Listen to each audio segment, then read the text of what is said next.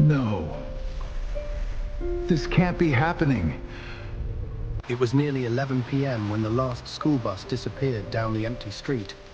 Rain tapped softly against the windows of Westbridge High School, while the hallways sat silent beneath flickering fluorescent lights. Daniel Harper pushed his mop slowly across the floor, listening to the echo of dripping water. For 18 years, Daniel had cleaned the same school every night. Students barely noticed him. Teachers forgot his name. The smell of bleach clung to his hands no matter how much he washed them. His back ached constantly. Once, long ago, Daniel had a family, but those memories lived buried beneath another name.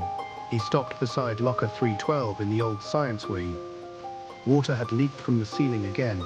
As he knelt to wipe the floor, his elbows struck the handle. Click. The locker creaked open. It had been sealed for over 20 years. Inside, beneath dusty textbooks, sat a black duffel bag. Daniel pulled it out carefully. Inside was a stack of cash, wrapped in plastic. And beneath the money, a small silver phone. The phone suddenly vibrated. The screen glowed with a single message. We know who you are. His hands trembled as it buzzed again. You should have stayed hidden. Old memories slammed into him. Rain, sirens, a courtroom, another name. Not Daniel Harper. Michael Reed.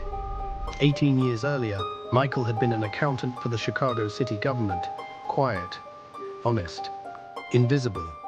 Until he discovered millions hidden inside fake construction projects. He reported everything to the FBI. 3 days later, his wife died in a car explosion meant for him. After testifying against powerful people, witness protection gave him a new name, a new city, a new life. Daniel Harper, the janitor. But now someone had found him. The phone buzzed again.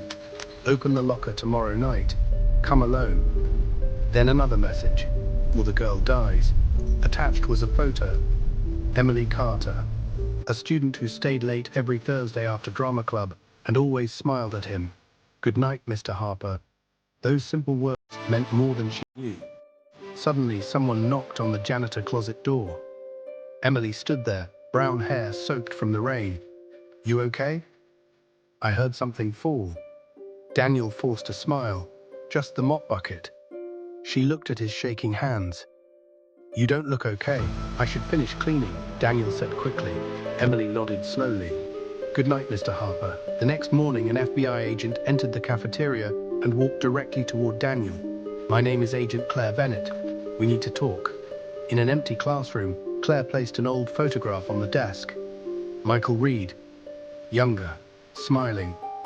Someone from the corruption case survived, she said. They're cleaning up loose ends. She slid crime scene photos across the desk.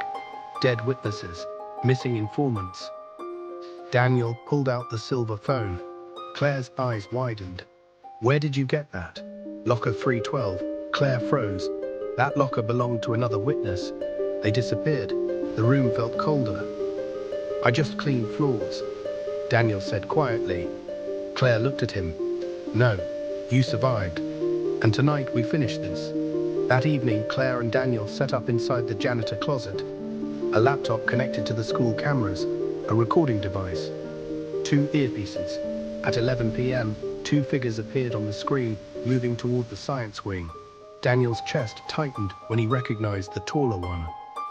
Victor Crane, Deputy Director of Chicago's Finance Department, the most powerful man at the corruption trial, acquitted on all charges 18 years ago.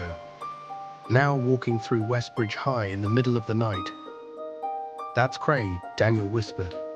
Claire began alerting her team. Crane reached locker 312 and opened it with a small key. His hand found nothing. He went completely still. Then he looked directly at the camera and smiled. The closet door burst open.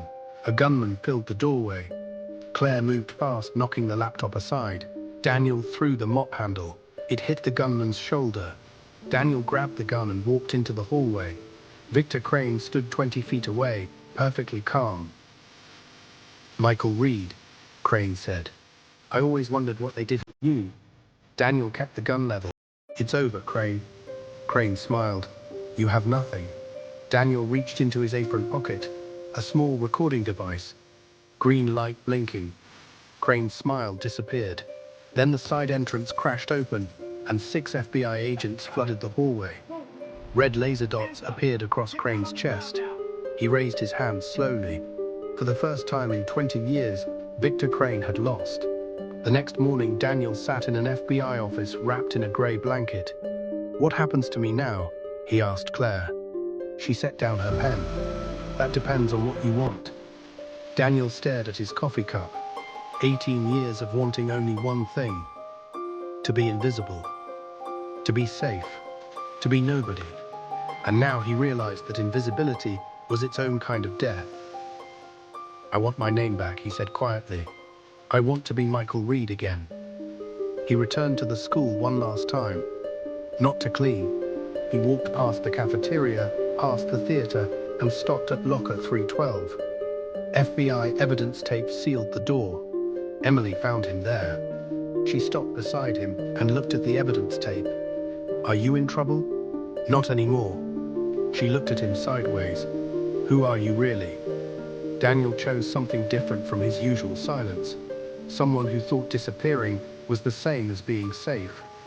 "I'm going to stop pretending I'm not here." Emily smiled. "A real one." "Good," she said. "You're kind of hard to miss." She walked away. Daniel watched her go. Then he turned toward the principal's office. He had a resignation letter to write. And after that, a real name to carry back into the world. 1 year later, Michael Reed sat in the witness box wearing a clean dark suit. Across the room, Victor Crane sat between his lawyers. Older now. Slower. The confidence had cracked. The prosecutor approached. "Please state your name for the record." Michael breathed slowly. Michael Reed. His real name. Back in the air. Crane looked at him. This time there was no smile. "Mr. Reed, can you tell us what you witnessed 18 years ago?" Michael leaned forward. "Yes," he said. "I can tell you everything." Outside the courthouse, Emily sat on a bench holding a paper cup. When Michael walked out into the sunlight, she stood and held it toward him. Coffee. Probably terrible. Michael accepted it. "How did it go?" Emily asked. "It went," he said simply. He was not invisible anymore. He was simply standing in the light. And for the first time in 18 years, that was enough.